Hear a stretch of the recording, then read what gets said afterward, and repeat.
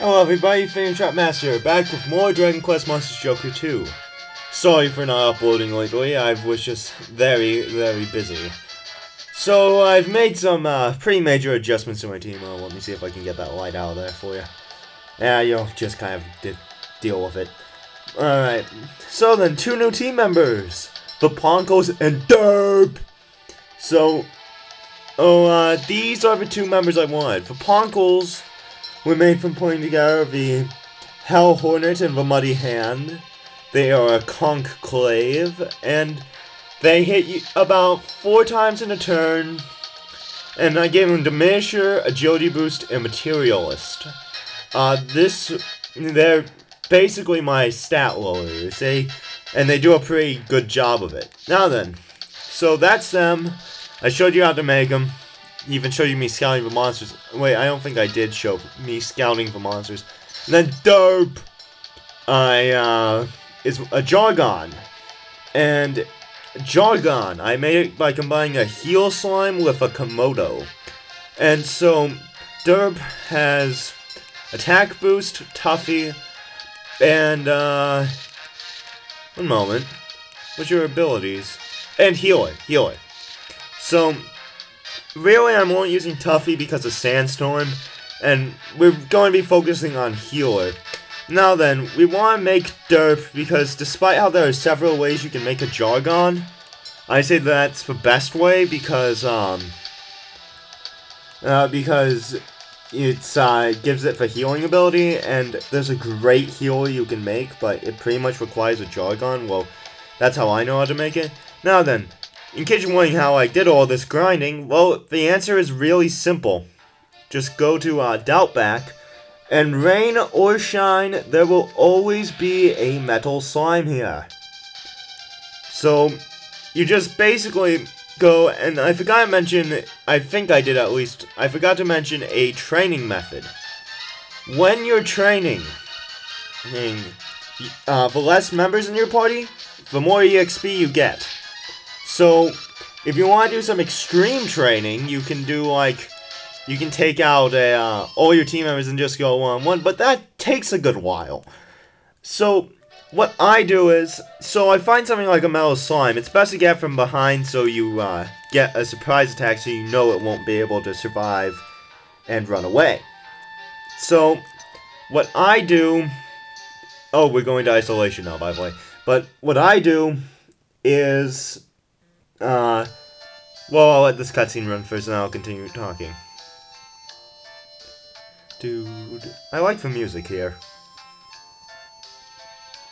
And overall, Iceolation, it's a decent area. It's probably one of my least favorites because there's a lot of twists in the road. It's just kind of inconsistent, full of small areas. And there's a Gigantus, Big Bob from my last playthrough of the first game. But, and he will just be rolling in happiness in the background this entire time. But what I do is, to get good EXP, so I find a metal slime, and I use my entire team to kill it. But now you can switch substitutes in the middle of battle. So I keep my substitute slots empty, and I put my substitutes away, 2 of my monsters away, and the one I want to train is still there. And then I just finish up the battle, and that monster gets triple the EXP. And it's a great method for leveling up. And the substitutes get some of the EXP too. So anyways, yeah, here's probably one of my favorite monsters in the game. I'm not going to scout one just because it's kind of a waste of time and I don't use it. But this is a jail cat. Jail cats are the most epic enemy in this entire game. I like them better than slimes.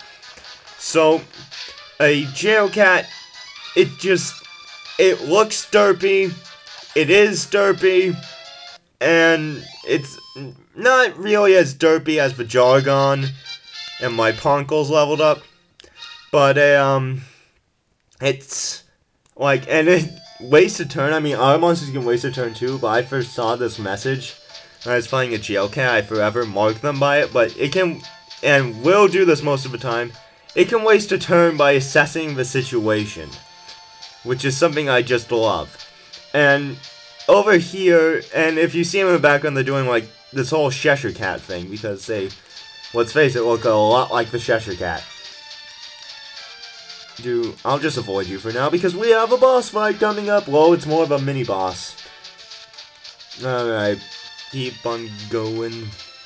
The boss here is kind of a pushover, but we will get to him shortly, actually. This is a somewhat short area, but it's a little bit annoying to navigate. And there's Lily, the sadistic person who wanted to throw us off a zeppelin/blimp.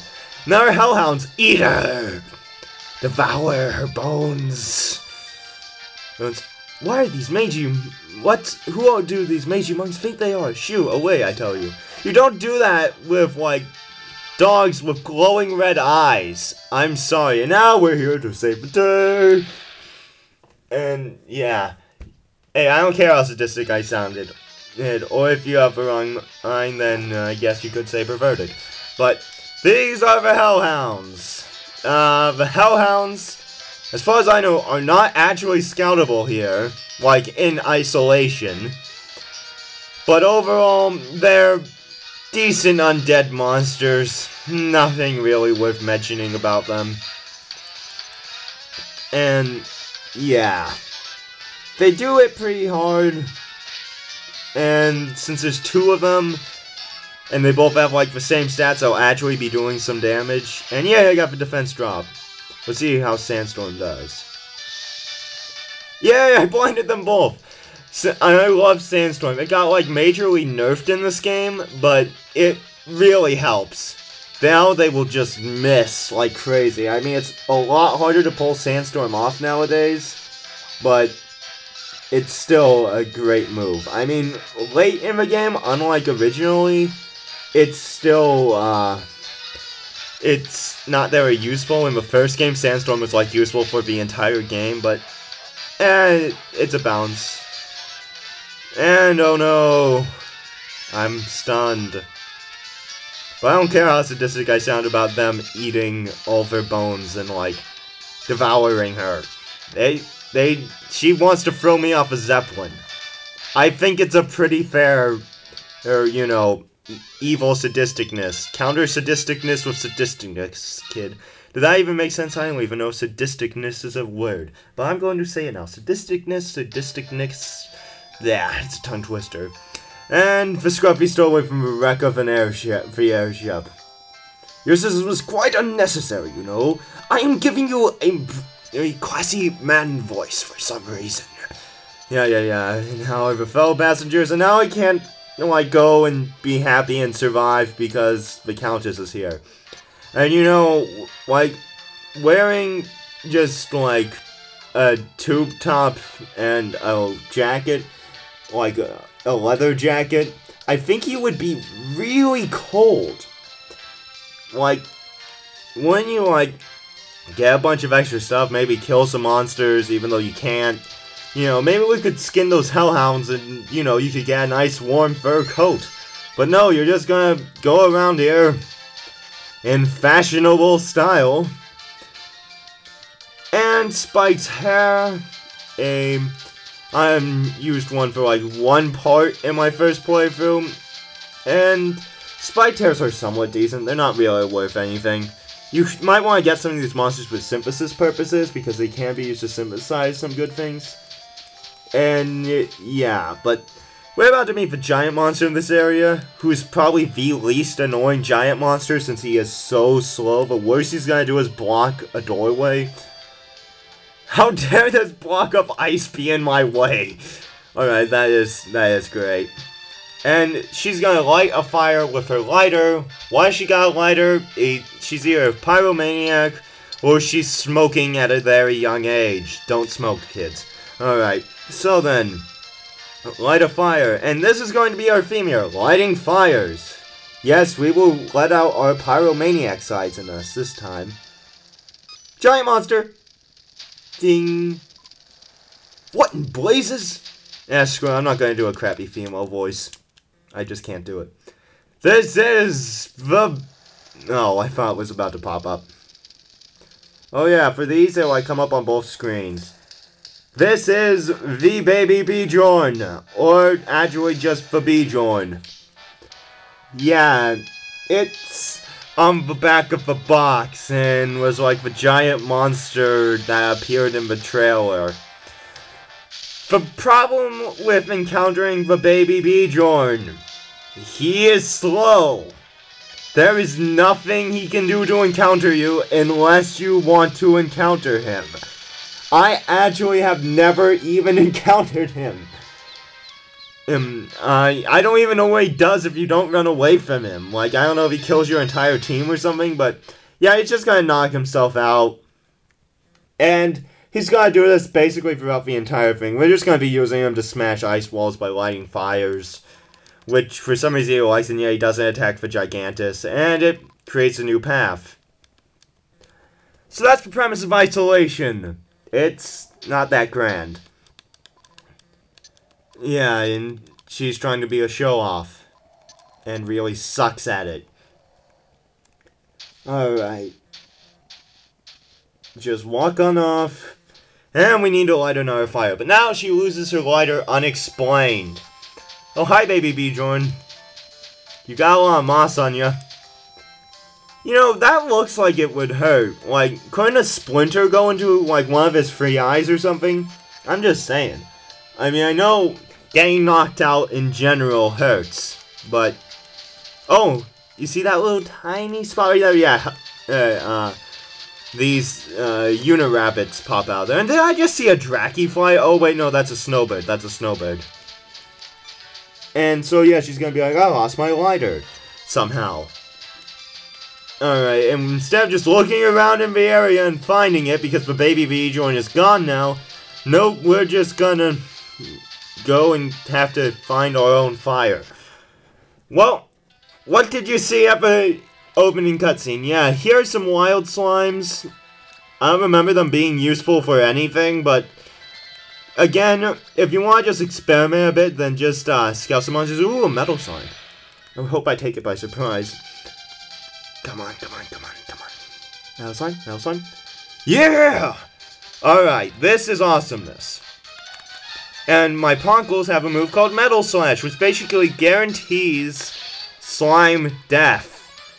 Because it, like, always hits them and does great damage. And if you have a monster... Like, usually it's not a very good move. It does, like, 2 damage to a metal monster. But if you have something like the Ponkles that hit more than once, that have it, that know the move, then you're pretty much all set. And 1000 EXP. So the metal slimes, despite not giving that much EXP at first, they give quite a plenty EXP now. They will just keep going up in levels. And we went... And Batula went from 14 to 16, Ponkles went from 13 to 15, and Derp went from 10 to 12. So, as you can see, great level up, and they all got a bunch of skill points. We will be saying goodbye to Batula soon, though. There is a monster you might want in this place just to avoid ice damage, and I will be using it, but I've forgotten how you make it. So, ooh, Hatchet Man. Alright, I've forgotten how you make it. So, I'm not going to be doing that right now. I will be doing a bunch of scouting off screen, though. Silver, that sells for a lot.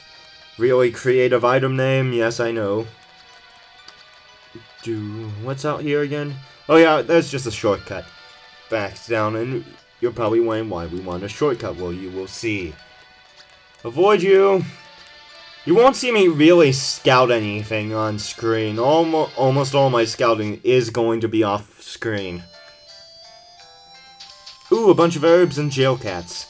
Herbs and jail cats. That just is a combo that just is magical together.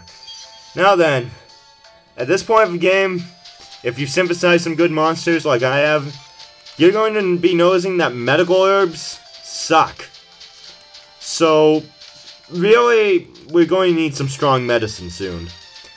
But the thing about that is, I don't think we can buy it yet. But when the baby Bjorn comes up, jail cats do drop strong medicine. And we just found one. So here's the Gigantus' fire. We're going to want to take that. But, just because I did this my first playthrough, I feel like making this episode a bit eventful. We will be fighting the Gigantus. Because I don't want him to live. And they're taken by surprise. Good. Alright, we're gonna use Weakening Wallop on him. He is a 2-slot monster in this game, if that wasn't obvious. Don't even bother trying to scout him. Trust me when I say this. He was hard to scout in the first game, but in this game he's practically impossible to scout. Just trust me when I say that. Like, I've beaten the game and I still have trouble scouting him. And that wasn't a very good first turn, but he will hit you pretty hard. So we're going to try to use Weakening Wallop and Sandstorm. I should be using Buff or something, but damn it, Weakening Wallop work. Or at least Sandstorm would. Come on, come on. Come on, he's got one giant eye. Ow, that did 50 damage. We will be using Strong Medicine, so I can just keep spamming. Come on, Weakening Wallop. I believe in you. Come on. Ding. Spatula attacks. Why isn't Weakening Wallop or Sandstorm working? When I did this my first playthrough, then like Sandstorm worked on the first turn, Helm Splinter worked on the first turn, Weakening Wallop worked on the first turn, and now it's just like, no, we hate you. Like, seriously, this isn't supposed to be happening.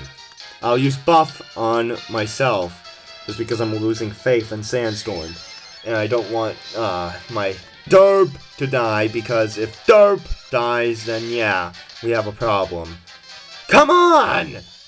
Lower his attack stat! Now we only take a horrible 27 damage, alright. Come on.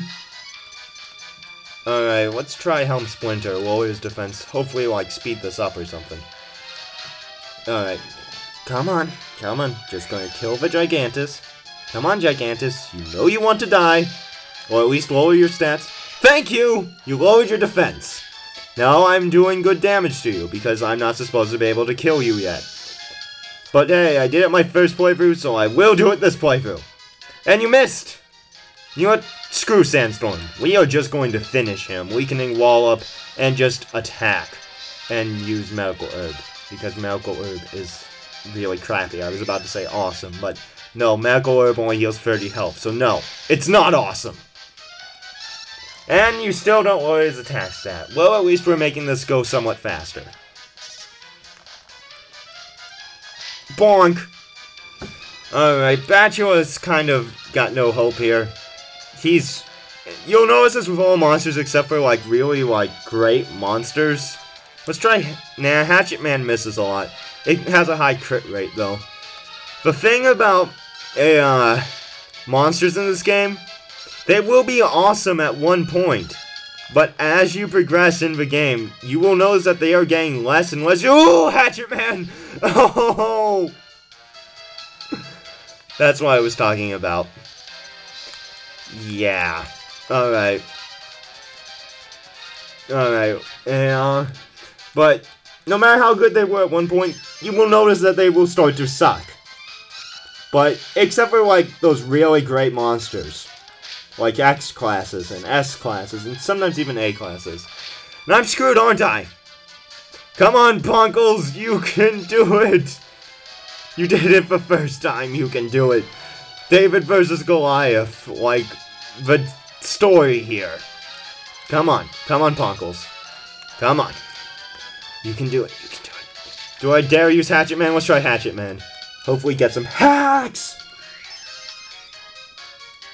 Alright, come on. Damn. Oh, I missed. As Chuck Conroy would say, oh, your defense restored. Isn't that just Don Goof candy? You know, I'm gonna just throw Monster Manure at you.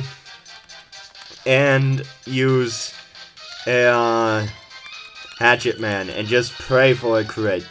So let's throw some Monster Manure, do 1 damage. I'd laugh if that killed him. Yeah! Yeah! Awesome!